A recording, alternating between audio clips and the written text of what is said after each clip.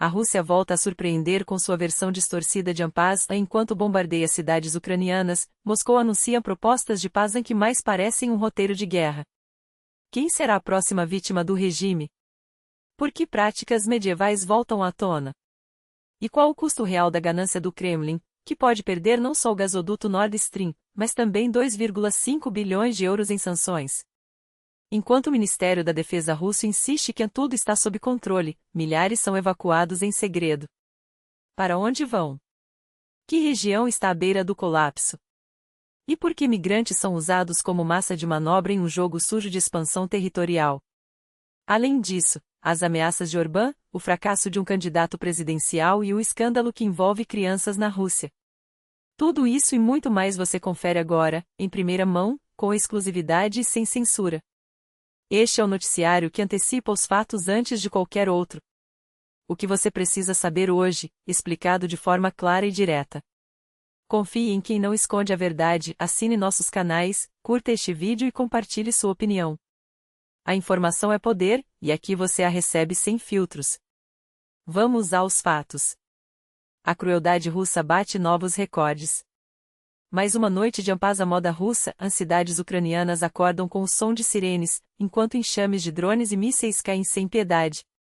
Kiev, Lviv, Kharkiv, alvos de uma ofensiva que Moscou insiste em chamar de uma operação especial. Autoridades locais relatam mais de 15 feridos, mas os danos vão além dos números. Os drones chegam em ondas, de todas as direções, como um enxame implacável.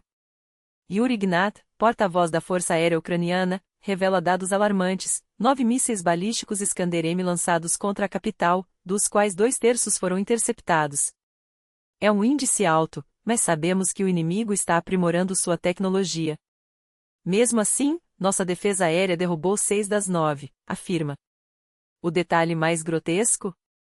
Enquanto a Rússia bombardeia, sua diplomacia repete o mesmo script de sempre: mentiras descaradas ou, no melhor dos casos, um romance de ficção geopolítica. Sergei Lavrov, o ministro das Relações Exteriores russo, anunciou com pompa que, após a troca de prisioneiros, Moscou apresentará seu plano de paz, na verdade, um ultimato disfarçado. Estamos finalizando um documento com condições para um acordo duradouro, declarou.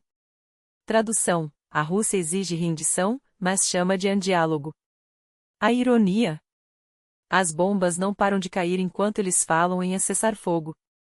A vingança queimou, literalmente. A resposta ucraniana não demorou. Um ataque cirúrgico com drones atingiu em cheio um dos símbolos da indústria de guerra russa, o complexo químico Azot, na região de Tula. O local, especializado em produzir armamentos e componentes para munições, incluindo substâncias químicas proibidas por tratados internacionais, virou uma cortina de fumaça tóxica. As autoridades russas minimizam: apenas alguns tanques de ácido foram danificados.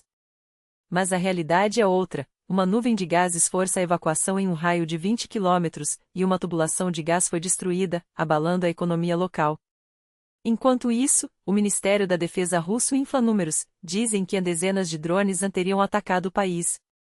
Mas o verdadeiro show de fogos foi visto pelos moradores, um espetáculo que custou caro à máquina de guerra de Putin. O cerco econômico se fecha. A Rússia está cada vez mais isolada. O bloqueio ocidental avança, a União Europeia prepara um novo pacote de sanções que pode ser fatal. Mais de 20 bancos russos serão desconectados do SWIFT, o limite de preço do petróleo cairá de $60 para $45 por barril, e o Nord Stream, mesmo que reconstruído, será proibido para sempre. Além disso, produtos russos no valor de 2,5 bilhões de euros serão banidos, e uma frota fantasma que burla as sanções petrolíferas será alvo de represálias. O Fundo Russo de Investimento Direto, RFPI, terá seus ativos congelados. Em Bruxelas, a mensagem é clara: esmagar a economia do Kremlin até que não sobre oxigênio para financiar a guerra. O pacote já tem apoio majoritário e deve ser aprovado nas próximas semanas. Estados Unidos pressionam a UE a entrar na guerra comercial. Washington não está brincando. Os Estados Unidos exigem que a União Europeia aumente as tarifas sobre produtos chineses ou enfrentará retaliações. O Wall Street Journal revela que a administração americana ameaça taxar em até 50% as importações europeias se Bruxelas não seguir o exemplo do Reino Unido e endurecer as barreiras contra Pequim.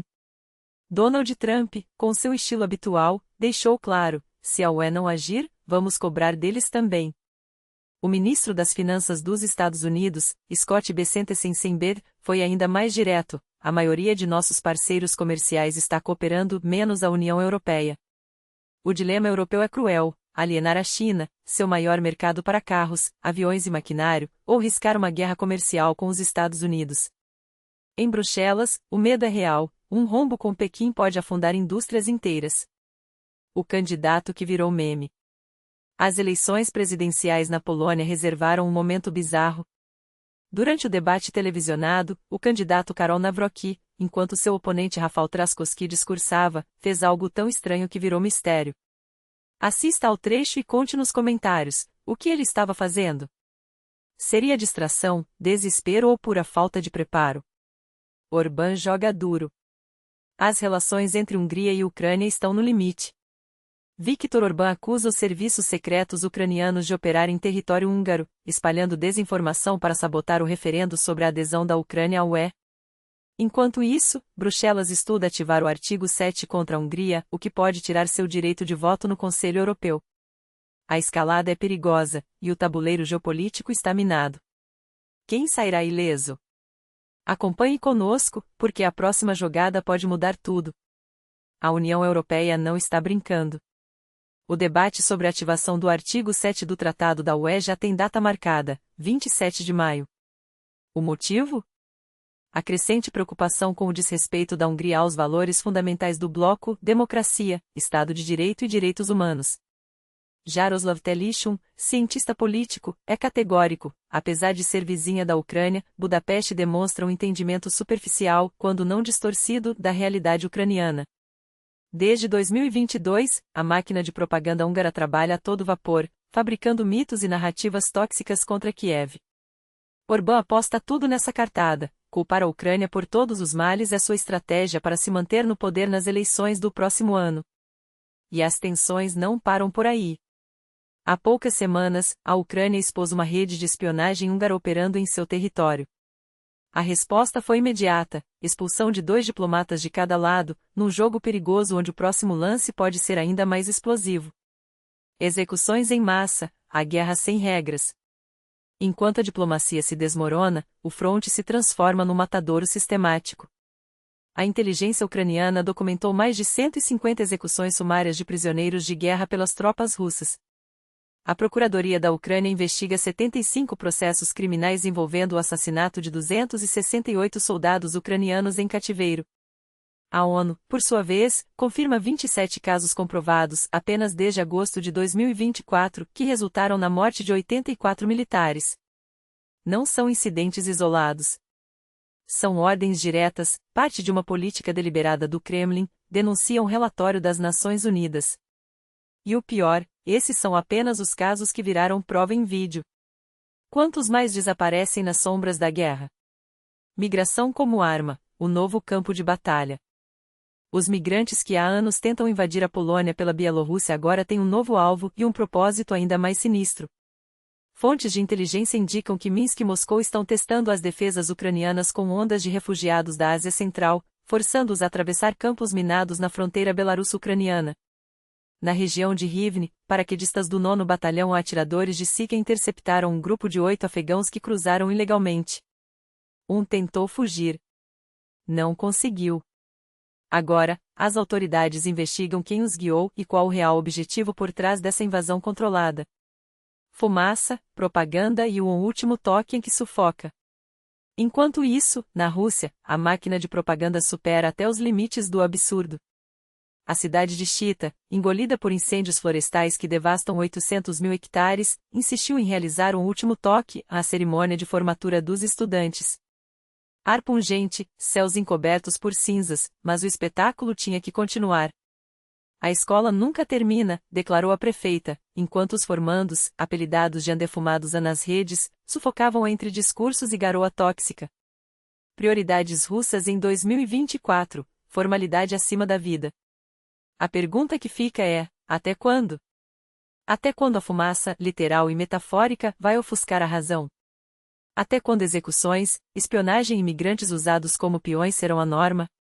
A história não para. E nós também não.